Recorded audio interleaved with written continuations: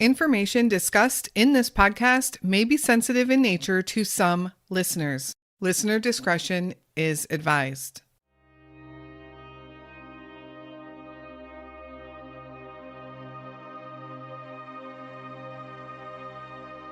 Duane Murphy served as a lead technician for his company, a job that took him out of town often. Dwayne, the father of a little girl and one more on the way, didn't like being away from his family for so long, but he was a hard worker and he needed to provide for his family.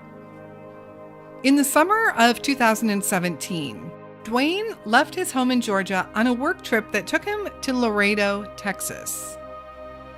On June 2nd, 2017, Dwayne didn't show up to meet the crew for work. A couple of guys went to check his hotel room, found his cell phone and wallet, and called his family. No one knew where Dwayne was. The police would be eventually notified. It was quickly realized that the police had picked up Dwayne the night before for erratic behavior, which included screaming and running naked in the streets. Dwayne had been taken to a hospital for evaluation, but the hospital released him shortly after. Dwayne has not been seen or heard from since. Where is Duane Murphy?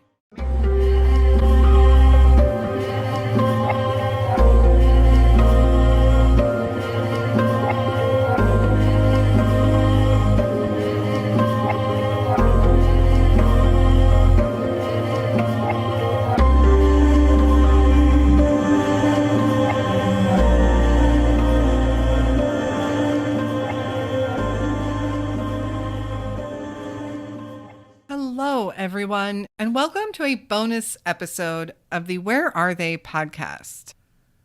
The case of Duane Murphy is mysterious, but not just his disappearance in and of itself, but because of Duane's strange behavior in the hours leading up to his disappearance. It just doesn't make any sense. This case is approaching the 5-year mark since Dwayne went missing. It's been far too long that his family, which includes 2 very young daughters, has had to go without having any answers.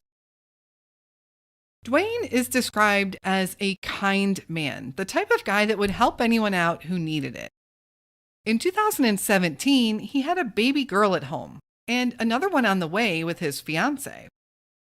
Dwayne is also described by everyone that knew him as a hard worker. He had been working for his company for 12 years when he would mysteriously vanish on a work trip on June 2nd, 2017. Dwayne was living in Georgia with his family when he and his work crew had a trip scheduled to Laredo, Texas. Dwayne traveled often for work with his crew, and he served as a lead technician. On Friday, June 2nd, his crew waited for Dwayne to meet up with them, just like they always did. When he didn't show and they couldn't reach him, they eventually checked his room and were able to gain access. Inside his room, they found his keys, his cell phone, and his wallet, but no sign of Dwayne. Which, of course, makes no sense. He couldn't have gone very far without his keys and his wallet. When they still couldn't locate Dwayne or figure out where he was, they called his fiancée back home to see if maybe she might know what was going on. But she had no idea, and by now, everyone was getting worried. This was not like Dwayne at all, their responsible and hardworking crew leader. Eventually, everyone was worried enough that they called the police. The Laredo police came and took the report and soon realized that this man they were describing to them sounded familiar. Sure enough, the Laredo police knew Duane Murphy. Allegedly, the night before, which was Thursday, June 1st, someone had called the police to report a man acting erratically and running around naked in the streets of Laredo. The police located this man and they took him to the hospital for a checkup and possible treatment, not sure what was wrong with him. It was completely unclear what was causing this man to act like this. When law enforcement made the connection that that person that they picked up the night before was the missing person report they were in the middle of taking, they called the hospital to verify. And they learned that Dwayne was no longer in the hospital. The hospital had released him because, despite his erratic behavior, they said that he seemed to calm down and they didn't really think he was a danger to himself or others, so they had to let him go.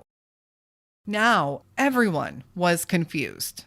This erratic acting man that was described to them didn't sound anything like the Dwayne they knew, the family man and the responsible team leader. It just didn't make any sense at all. Not only did it not make any sense, but where was Dwayne now? Why didn't he return to his hotel room after he was released? So the search for Dwayne began. Some of Dwayne's family members came into town and they hit the streets to look for him. They delivered flyers and they just talked to everyone that they knew. Some sightings did start to come in, but still they could not find Dwayne. Dwayne's fiance started a GoFundMe to help raise enough money so she could stay in Laredo. She needed to find her fiance, and this poor woman not only has a young child, but is pregnant with their second. Staying in Laredo would mean that she needed money for food, hotel, and expenses to go out and about every day. Authorities were baffled as well. Did Dwayne have a mental break? He was 39 years old. It was noted that he was a bit older than the typical age when a schizophrenic break might set in, but could it be something else? Did Dwayne possibly become involved in drugs? They start to investigate some of these sightings that came in. Multiple people thought they saw him taking his clothes off and jumping in the river in Laredo.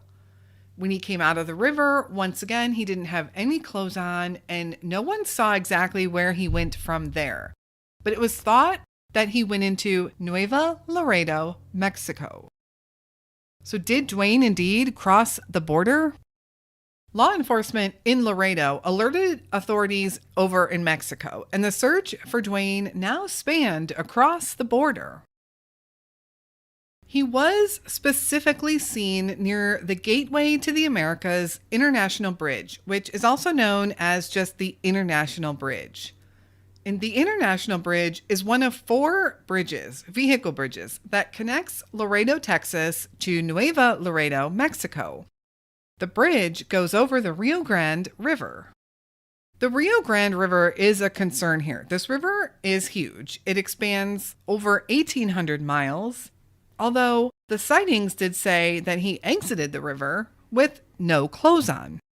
So again, we are left with the questions. Why was Dwayne, a 39-year-old father who had never exhibited behaviors like this before, why was he taking his clothes off and jumping in the Rio Grande River? This had to be either a psychological break or mental breakdown or possibly drugs, neither of which Dwayne had ever shown signs of before. There would also be very little media coverage of Dwayne's disappearance, despite the very bizarre circumstances. He was seen alive, walking into Mexico, supposedly, and it's believed that he was alive in Mexico shortly after the time he vanished. Authorities have said that the sightings of Dwayne in the river and going into Nuevo Laredo, Mexico, have been confirmed. They are certain those sightings were that of Duane Murphy. But yet here we are, 5 years later, Dwayne Brian Murphy is still missing. Is Dwayne alive and well, living in Mexico? Did he maybe return back to the United States?